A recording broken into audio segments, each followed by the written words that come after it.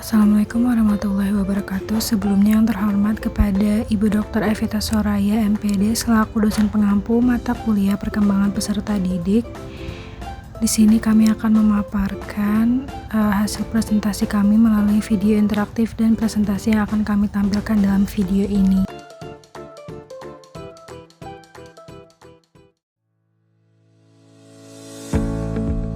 Nah, baik, langsung aja. Di sini tuh saya akan menjelaskan latar belakang dari perkembangan moral. Nah, perkembangan moral merupakan proses perubahan perilaku anak dalam memahami nilai, norma, adat, dan kebiasaan sosial yang diperoleh melalui interaksi dengan orang lain, seperti orang tua, teman, dan guru. Anak tidak langsung memiliki moral saat lahir, tetapi memiliki potensi yang dapat berkembang. Sementara itu, perkembangan spiritual berkaitan dengan pembentukan kepercayaan terhadap agama dan adat sebagai bagian dari kebutuhan manusia untuk mengekspresikan spiritualitasnya melalui sistem kepercayaan dan peribadatan. Oke teman-teman, selanjutnya ada faktor-faktor yang mempengaruhi perkembangan moral dan spiritual anak. Nah, ada 6 faktor nih teman-teman. Yang pertama ada keluarga, yang kedua ada pendidikan, yang ketiga ada lingkungan sosial, yang keempat ada media sosial, yang kelima ada pengalaman pribadi, dan yang terakhir ada agama atau kepercayaan.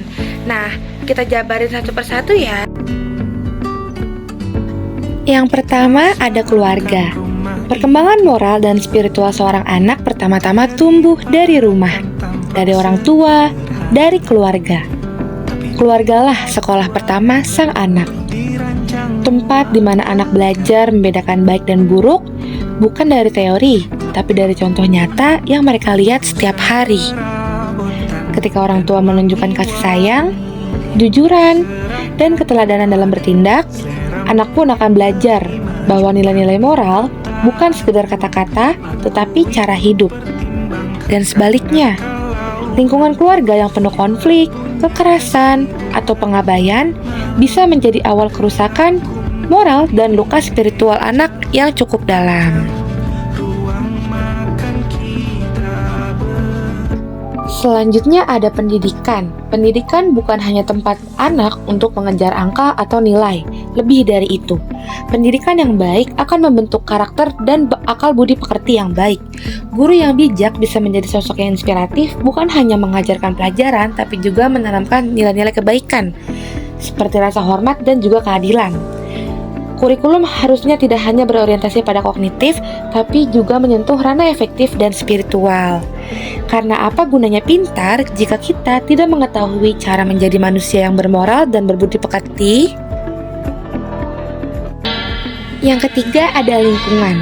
Anak tumbuh bukan dalam ruang hampa. Mereka menyerap apapun yang ada di sekitar mereka. Cara bicara teman-teman, budaya masyarakat, hingga norma yang berlaku di sekelilingnya. Lingkungan bisa menjadi positif apabila anak hidup di lingkungan yang positif, seperti berteman dengan teman-teman sebayanya yang juga positif.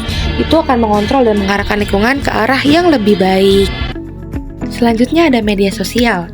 Media sosial saat ini menjadi guru baru bagi anak-anak. Apa yang mereka lihat, mulai dari konten viral, gaya hidup, hingga ucapan public figure, bisa membentuk cara berpikir dan nilai-nilai mereka. Kalau mereka lihat yang positif, mereka bisa terinspirasi. Dan sebaliknya, jika dipenuhi kekerasan, konten negatif, maka moral mereka akan rusak sebagaimana arus globalisasi membawa mereka. Kemudian ada pengalaman pribadi. Setiap anak membawa kisahnya sendiri, pengalaman yang mereka alami, entah itu keberhasilan, kegagalan, perlakuan adil, atau luka batin, semuanya membentuk pola pikir dan nilai yang mereka pegang. Anak yang pernah merasakan kehilangan cenderung akan menjadi sosok yang penyendiri.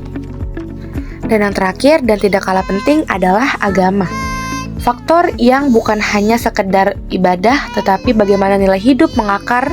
Agama mengajarkan anak tentang kebaikan dan juga kasih sayang, serta kejujuran dan tanggung jawab, tidak hanya pada manusia, tetapi juga kepada Tuhan.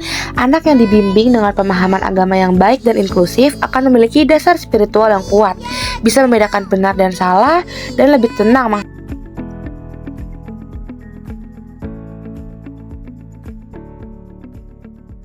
Nah, sekarang saya akan membahas tentang implikasi dari perkembangan moral dan spiritual terhadap pembelajaran.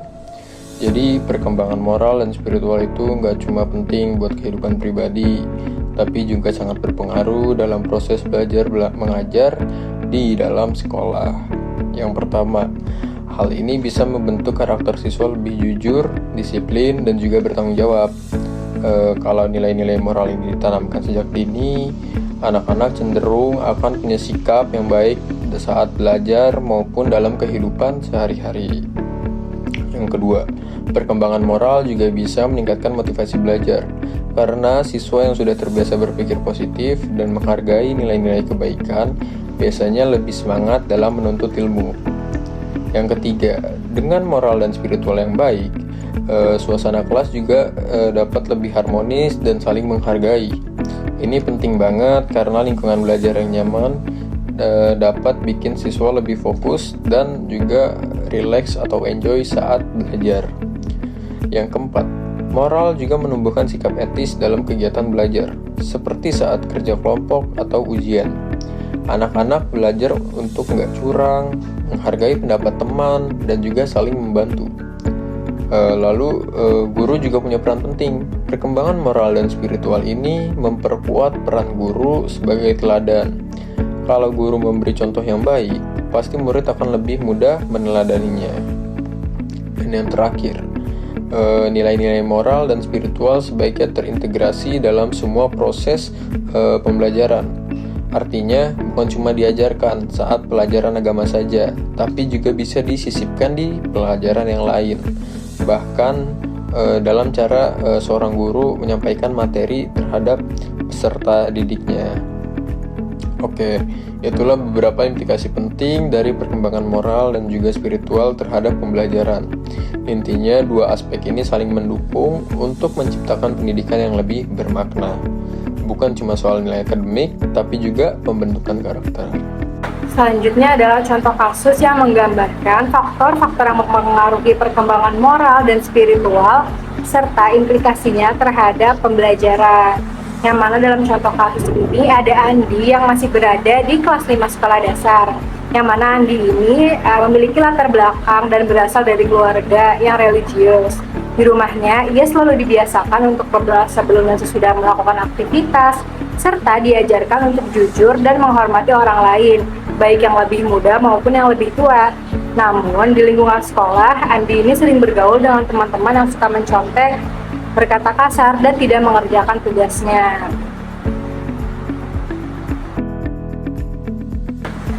Nah, selanjutnya ada faktor-faktor yang mempengaruhi perkembangan moral dan spiritual Andi. Dimulai dari faktor keluarga, yang mana ketika di keluarga ini, ia selalu diberikan nilai dasar yang kuat, seperti nilai moral dan spiritual yang kuat, seperti kejujuran, sopan santun, dan juga berdoa serta beribadah. Nah, dalam faktor lingkungan sosial, yang mana teman sebaya yang negatif mulai mempengaruhi perilaku Andi di sekolah. Nah, dalam faktor sekolah, guru ini belum secara aktif menanamkan nilai moral dalam pembelajaran sehari-hari. Dan dalam faktor media dan teknologi, Andi ini sering menonton konten YouTube tanpa pengawasan yang kadang mengandung kekerasan verbal. Selanjutnya ada implikasi dari kasus Andi tadi terhadap pembelajaran ia gitu. Yang pertama, hal tersebut dapat menurunkan motivasi belajar Andi, yang mana mulai kehilangan semangat belajar karena lebih tertarik mengikuti perilaku teman-temannya di lingkungan sosial dan sekolahnya. Selanjutnya ada konflik nilai, yang mana ia mengalami kebingungan antara nilai yang diajarkan di rumah dan yang ia lihat di lingkungan sosial sekolahnya. Selanjutnya ada kedisiplinan yang menurun, yang mana Andi ini mulai mencontek saat ujian dan tidak mengerjakan tugas secara tepat waktu. Selanjutnya ada kebutuhan intervensi guru, yang mana di sini guru sangat perlu memberikan pendekatan pembelajaran berbasis nilai seperti diskusi moral, role play, dan juga keteladanan. Nah, selanjutnya ada solusi pendidikan untuk kasus tersebut, yang mana sekolah bisa melakukan kolaborasi dengan orang tua dengan mengadakan pertemuan rutin untuk menyamakan nilai-nilai yang ditanamkan antara sekolah dan juga orang tua di lingkungan keluarga. Selanjutnya ada integrasi nilai moral dan spiritual dalam kurikulum, misalnya melalui pelajaran PPKN, agama, dan kegiatan ekstrakurikuler. Selanjutnya ada keteladanan guru, yang mana guru ini menjadi role model dalam bersikap jujur, adil, dan empatik. serta memberikan contoh-contoh baik lainnya. Selanjutnya ada lingkungan belajar yang positif, yang mana dapat menciptakan budaya sekolah yang mengandung perilaku baik dan spiritualitas. Nah, selanjutnya itu ada kesimpulan. Dari materi yang sudah dijelaskan tadi, kesimpulannya yaitu perkembangan moral merupakan proses perubahan perilaku anak dalam memahami nilai, norma, adat, dan kebiasaan sosial. Sementara itu, perkembangan spiritual berkaitan dengan pembentukan kepercayaan terhadap agama dan adat. Adapun faktor-faktor yang mempengaruhi perkembangan moral dan spiritual diantaranya yaitu keluarga, pendidikan atau sekolah, lingkungan sosial, media teknologi, dan pengalaman. Nah, selanjutnya ada implikasi nih perkembangan moral dan spiritual terhadap pembelajaran. Yang pertama itu dengan membentuk karakter siswa yang jujur, disiplin, dan bertanggung jawab. Lalu yang kedua dengan meningkatkan motivasi belajar. Dan yang ketiga menciptakan suasana kelas yang harmonis. Lalu yang terakhir dengan menumbuhkan sikap etis dalam kegiatan belajar. Sekian dari kelompok kami, kurang lebihnya mohon maaf. Wassalamualaikum warahmatullahi wabarakatuh.